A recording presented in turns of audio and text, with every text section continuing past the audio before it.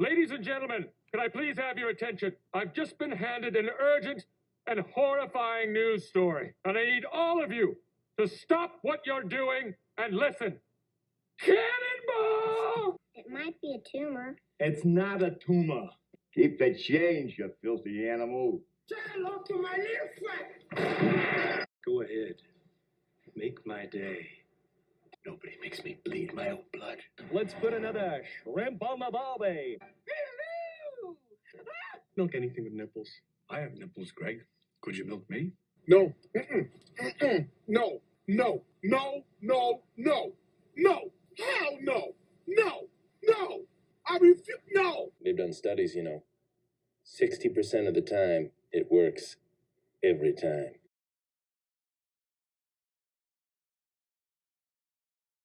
Afternoon and welcome to the 330 Sports Show. My name is Justin Coffin. Today is Tuesday, June 13th, 2023. A bunch on the show today. We're going to go over the NBA Finals, Stanley Cup Final, a lot of golf news, a lot of crazy stuff in golf. We're going to talk about possibly the greatest of all time in tennis.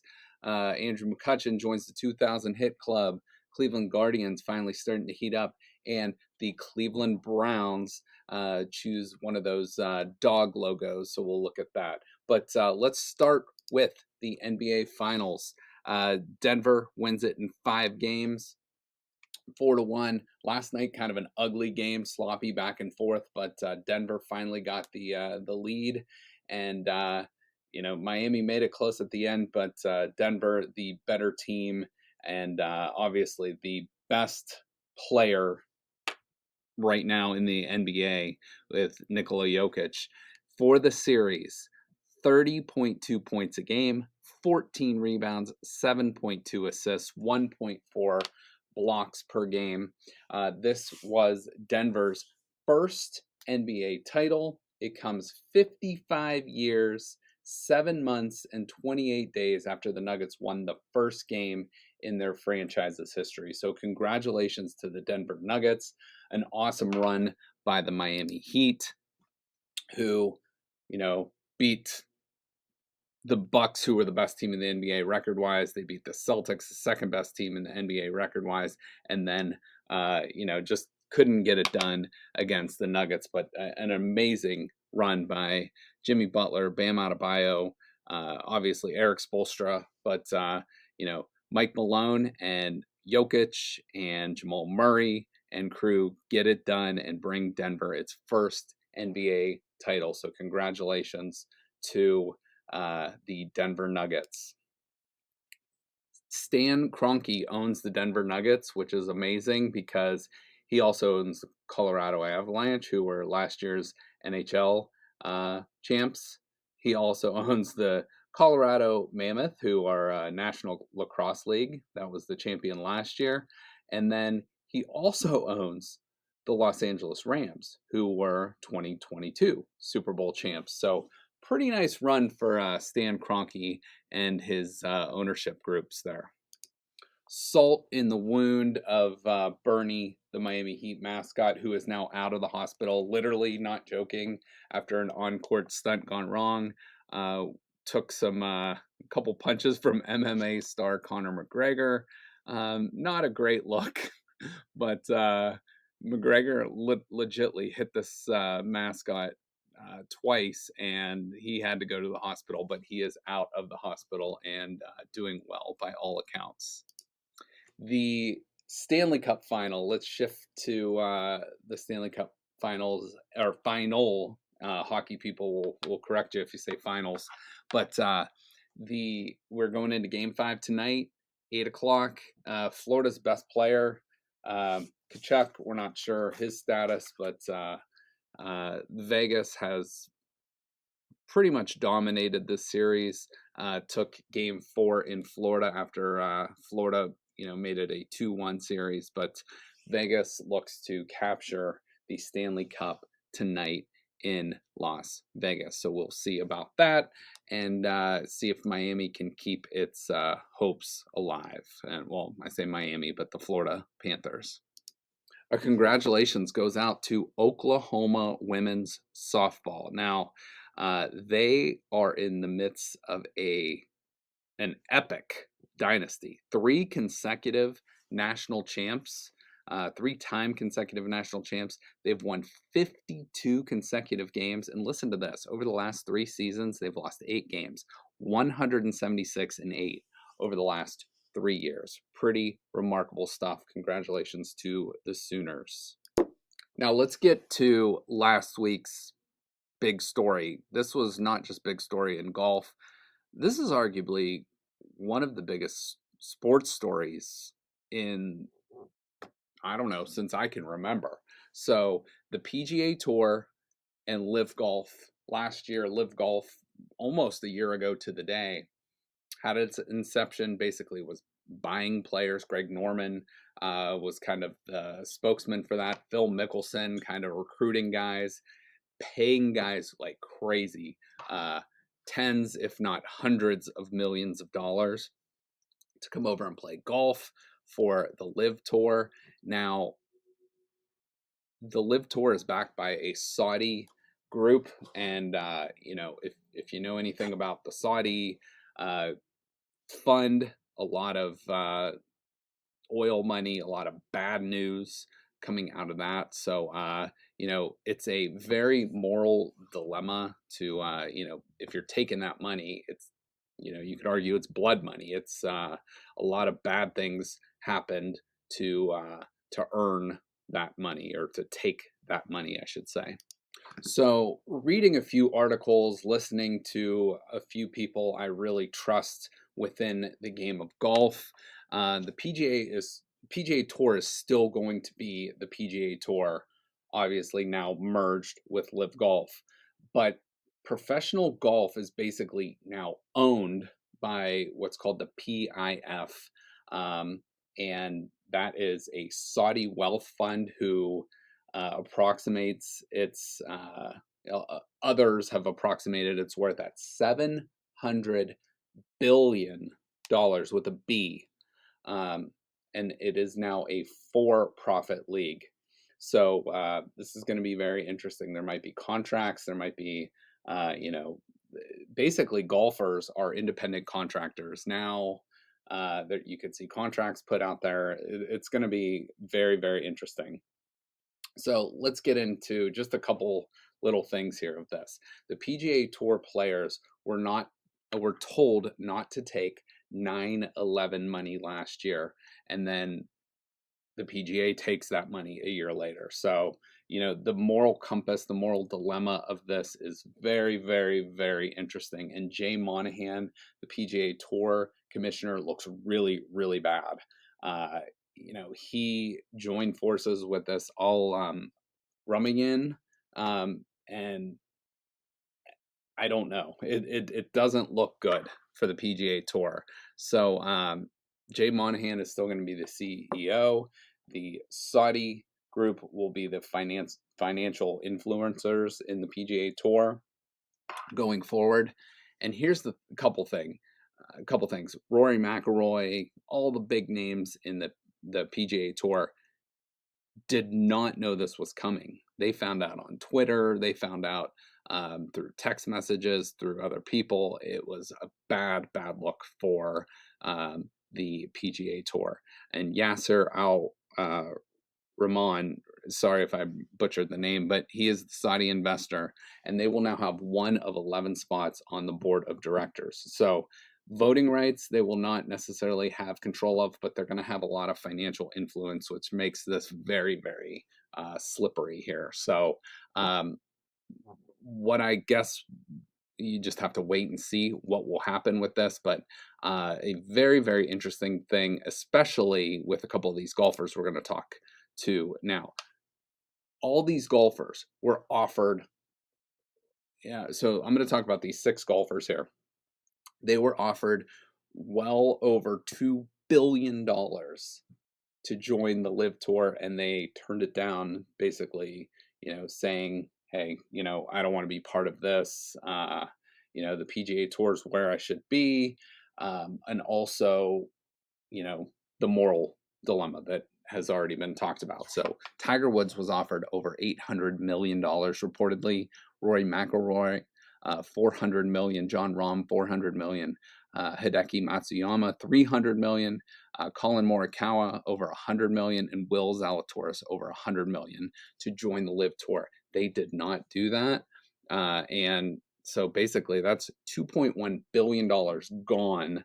The PGA Tour has obviously upped their purses for winners in the league. They've made some other changes, which has been good, but I feel like these guys are going to need compensated a little bit more, because now those other guys that took the money, like Brooks Koepka, and people like him, were able to take that money. Now they can come back and compete with these same golfers on the PGA Tour, which is, it's not a good look. So we'll see what happens going forward. But we're just in the first week of this, but we'll get into more of the nuts and bolts in a future show once we know more of the details.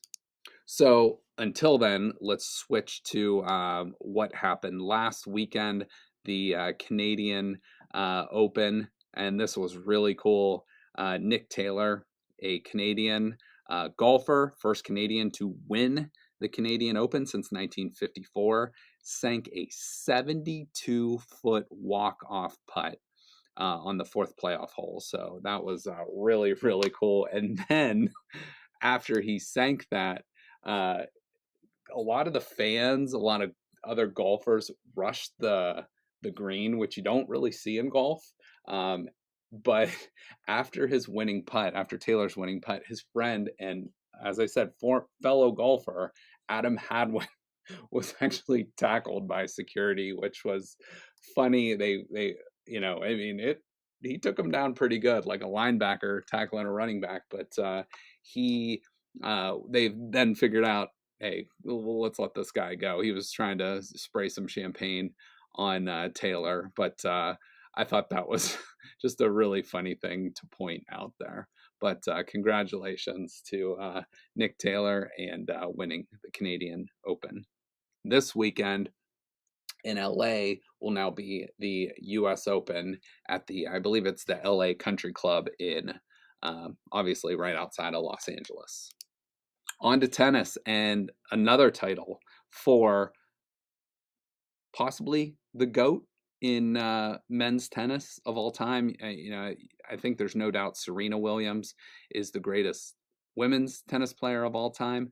Now you can argue between probably Roger Federer, Rafael Nadal, and this guy, Novak Djokovic, who won his 23rd major title, which puts him at the top of all men's players to win the most major titles. So Djokovic with 23, Rafael Nadal with 22, Roger Federer with 20, and Pete Sampras with 14. Those are the top 4 in major titles in men's history. So congratulations to the Joker. So a great week for guys with nickname the Joker, Novak Djokovic and obviously Nikola Jokic in the NBA. Congratulations goes out to Andrew McCutchen. He is now one of 5 active players with 2,000 hits in Major League Baseball. He joins a club. He is now the 291st member to achieve this milestone of 2,000 or more hits in a Major League Baseball career. So congratulations to Pittsburgh Pirates legend Andrew McCutchen. Shifting gears to the Guardians, guys that might take them a little while to get 2,000 hits with this lineup, but their bats have began to heat up as the temperatures have warmed up. They were near the bottom, if not last, in most of these stats coming into a few weeks ago, but they have slowly but surely started creeping up the numbers. Their team average is now 241, which is 20th in Major League Baseball. They're still low in runs, 250 runs for the season, which is 27th.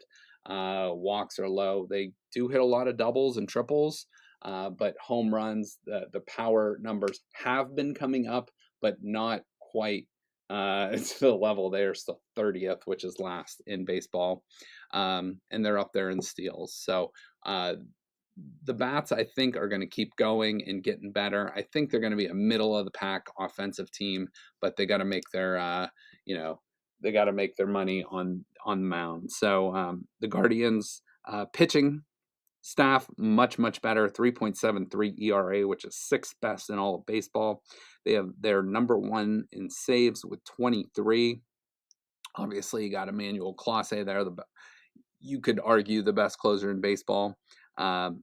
They do not give up many walks. They're not striking out a lot of batters, but they're getting the job done. Let's just say that. And a couple cool numbers from the weekend. This is via OptaStats. Friday night versus the Astros, probably the best game of the Major League season so far. But the Guardians were trailing 5 separate innings. I think they were down 4-0 in the first inning or second inning. But they were trailing in 5 separate innings in the 7th inning or later. 7th inning, 9th inning, 12th inning, 13th, and 14th. And they didn't hold their first lead until a walk-off in the 14th and won the game 10-9. So it was the first time in Major League Baseball history that that's ever happened, where a team has trailed in 5 separate innings or later and come back in all of those innings.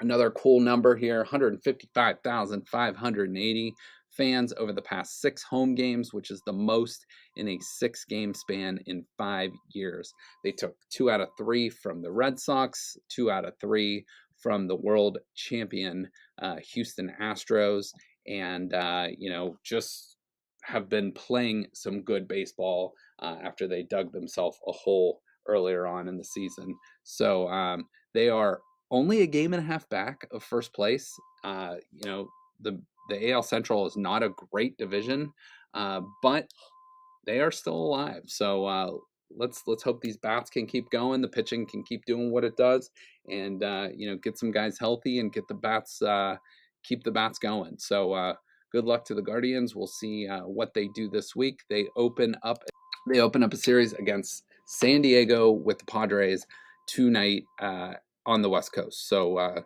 let's see what the Guardians do against a pretty good Padres team. All right, now the new Cleveland Browns dog logo. This was the one that was voted on by the fans. There's a lot of really cool little images in this. So you look in the top left ear, you got the Ohio. You can argue if it looks like Ohio or not, but it's kind of a nice little touch. You look at the nose, which is kind of in the shape of a football there. Around the collar in the middle there, you got the east end zone, which is kind of representing where the dog pound is. The guitar pick at the center of the chain there, the dog tag in the middle. The dog spikes, there's 8 of them, which is the number of championships the Browns have. In right by the mouth area, it's kind of shaped like the Guardian Bridge, which is Cleveland's Hope Memorial Bridge. Obviously the Cleveland Guardians have taken that name. In the upper right hand eye, I guess you would say, another nod to the dog pound helmet, like the shell helmet worn by the Browns. And then kind of in the middle there, in between the eyes, above the head, it's kind of the helmet stripe there, a nod to the Browns helmet. So a lot of cool little details there. You can even see, I guess, where the whiskers would be. There's 8 of those total, which represent the championships as well. So kind of a cool little nod there for the Cleveland Browns fans. Now, this isn't going on the helmet. It's a secondary logo, but it's kind of neat and gives the fans some interaction with that. All right, shifting gears. Excited for this coming up on Thursday. We have a absolute stud golfer. She is from the 330. She's from the Warren Howland area. Gianna Clemente will join us.